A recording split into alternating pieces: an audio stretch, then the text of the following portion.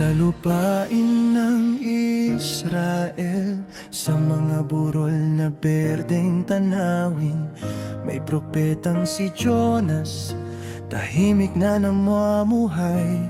Tumunog ang tinig ng Diyos, malinaw sa kaniyang pagdinig.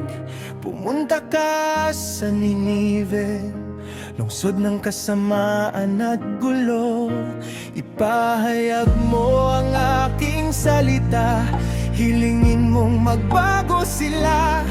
Baka sakaling maligtas sila sa aking buot na darating. Ngunit ang puso niya'y nag-alinlangan, lumuha't nagtutul. Baka hindi sila makikinig, baka ako'y mapahamak. Mas mabuting tumakas ako, malayo sa aking tungkulin, malayo sa sugo ng Diyos na aking tinatapakan. Jonas, Jonas, tumakas ka sa tawag ng may likha. Dahil sa pagtutul mo, ikaw ay kinain ng isda. Sa loob ng dilim na tiyan, doon mo natuklasan na ang Diyos ay laging handang tumanggap ng taong nagsisisi.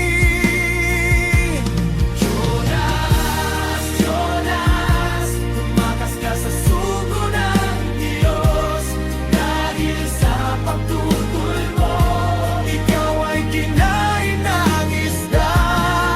Sa loob ng dilim na tiyan, doon mo natuklasan na ang Diyos ay laging handang tumanggap ng taong nagsisisi. Sumakay siya ng barko patungong lupain na walang ngalan. Inaasahang malilimutan ng kanyang sinumpaan. Ngunit ang dagat ay sumigaw, alon ay tumataas, hangin ay humihiyaw, parang galit ng may likha. Sinabi ng mga mandaragat, may isang kasalanan dito. Bumato sila ng tsinelas, ang taya ay si Jonas. Itapon ninyo ako sa dagat, aniya ng mahinahon, para tumahimik ang alon, para ligtas kayong makarating. At sa pagbagsak niya sa tubig, tahimik na naging dagat.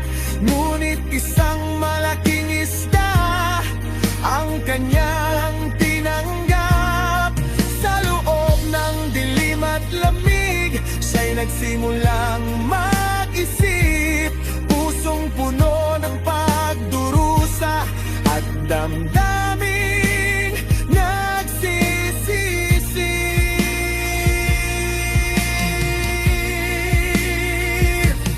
Jonas, Jonas, tumakas ka sa tawag ng may likha. Dahil sa pagtutul mo, ikaw ay kinain ng isda. Sa loob ng dilim na tiyan, doon mo natuklasan